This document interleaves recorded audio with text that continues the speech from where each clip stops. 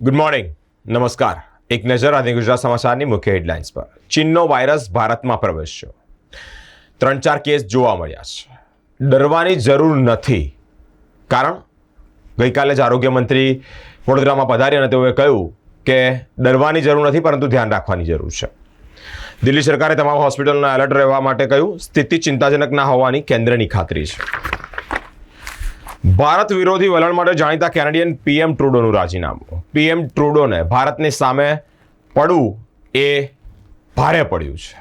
PM પદ પરથી રાજીનામું આપવામાં આવ્યું છે. ચાઇનીઝ વાયરસનો હાવ, શેરબજાર અને રૂપિયો તૂટ્યો છે.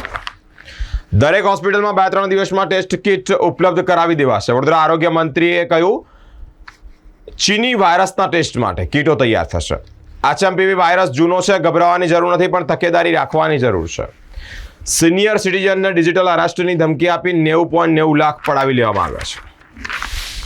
અમેરિકામાં સ્નોસ્ટોર્મ, 6 રાજ્યોમાં ઇમરજન્સી, 30માં એલર્ટ જારી કરાયું છે. બુમરાહની 32 વિકેટ સાથે ધાક જમાવતી બોલિંગની ક્રિકેટ ઇતિહાસમાં નોંધ લેવાશે. બંધ બોરવેલમાં 500 ફૂટ ઊંડાઈએ યુવતી ગરકાવ થઈ છે. અકસ્માત કે પછી આપઘાત તે અંતર્ગત હાલ અત્યારે તપાસ થઈ રહી છે. ભાજપના ધારાસભ્ય રમેશ ચિલાણી સામે સગી બહેનના ચોંકાવનારા આક્ષેપ. શાપરમાં આવેલી વડીલો પાર્જિત જમીન હડપ કરવા ખોટી સહી કરાયાના આક્ષેપ કરવામાં આવ્યા છે. કેફેમાં ઘૂસી મેનેજર તથા વેઇટર પર હુમલો કરી મારી નાખવાની ધમકી આપવામાં આવી છે. યુવાનીમાં ધાડ વૃદ્ધ થતા ઝડપાયા. પેટ્રોલ પંપ તેમજ હોટલમાં ધાડ પાડનાર 44 વર્ષ બાદ ઝડપાયા છે.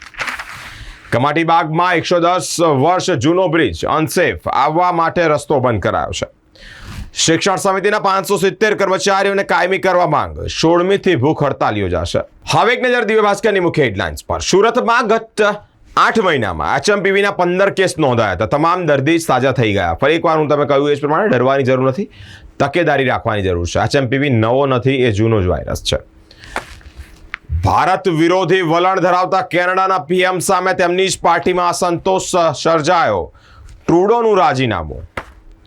પીએમ કે સીએમ બની જાઓ, પણ વડોદરા જિલ્લાને તમારા આતંકથી મુક્ત કરો. ભારતી ભાણવડિયા, આ પૂર્વ પ્રભારી રહી ચૂકેલા એક બેનનો વિડીયો ગઈકાલે સોશિયલ મીડિયામાં ખૂબ વાયરલ થયો. શુભાનપુરામાં પેટ્રોલ પુરાવા ગયેલા કારલીબાગના વેપારીનો મૃતદેહ મળ્યો. ભારત વિરોધી વલણ અને કથળતી અર્થવ્યવસ્થા. જસ્ટિન ટ્રુડોને ભારે પડી છે. રાજીનામું પીએમ પદ પરથી આપવામાં આવ્યું છે. છોટાઉદેપુરના ઓરસંગ નદીના ચેકડેમ પાસે લાઇટ અને કેમેરા મૂકવામાં આવશે. કારીબાગના નિવૃત્ત બેંક કર્મીને ડિજિટલ અરેસ્ટની ધમકી આપી ભેજાબાજોએ 90.90 લાખ પડાવ્યા છે.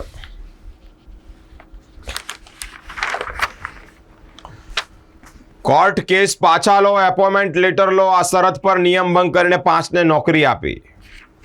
વાયરસના ભયથી રોકાણકારોની મૂડીમાં ₹10 લાખ કરોડનો ઘટાડો. હરણી બોચકારના પીડિત પરિવારના વળતરનો નિર્ણય 29મી સુધી કરાશે. હવે એક નજર ગુજરાત મિત્રની મુખ્ય હેડલાઇન્સ પર. ભારતમાં એચએમપીવીની એન્ટ્રી થઈ ગઈ છે. દેશમાં કુલ 5 જેટલા કેસો નોંધાયા છે. એચએમપીવી વાયરસ જૂનો છે, તેનાથી ડરવાની જરૂર નથી. આ પૂર્વે પણ ઘણા લોકો એચએમપીવીનો ભોગ બન્યા હતા, પરંતુ સાજા થઈ ગયા છે. છત્તીસગઢમાં નક્સલવાદીઓ આઈઈડી વિસ્ફોટમાં 8 જવાનો સહિત 9ના મૃત્યુ નિપજ્યા છે.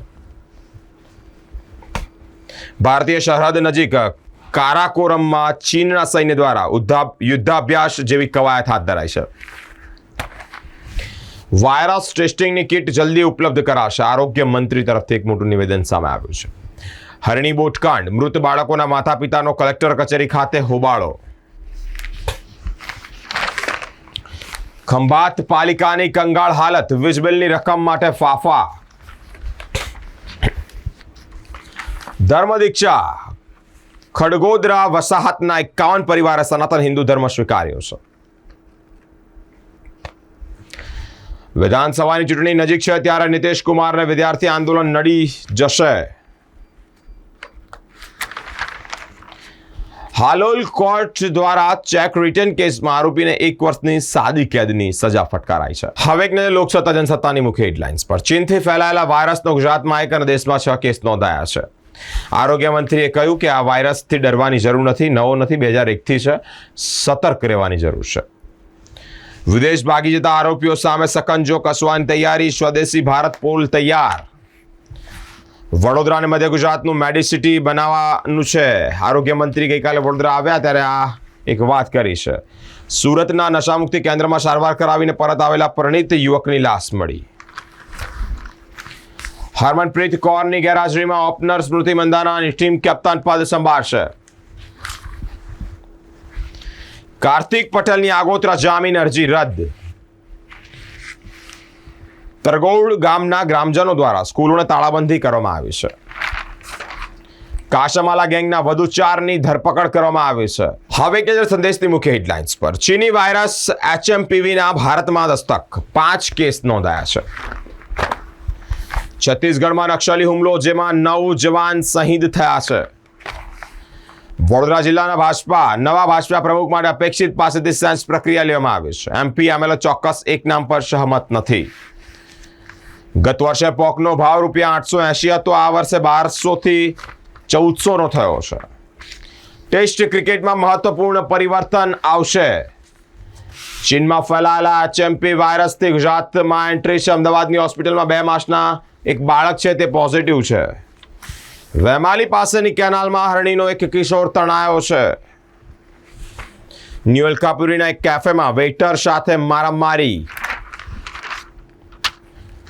વર્ષ 2024માં પાણીના 650 નમૂના ફેલ, ડ્રેનેજના પાણીની હાજરી મળી છે. હવે કે ગુજરાતની અસ્મિતા ન્યૂઝપેપરની મુખ્ય હેડલાઇન્સ પર બીજાપુરમાં નક્સલીઓએ પોલીસ વાહનને ઉડાવી દેતા 9ના મૃત્યુ નિપજ્યા છે. ચીનથી ફેલાયેલા વાયરસના ગુજરાત રાજ્યમાં 1 સહિત ભારતમાં 6 કેસ નોંધાયા છે.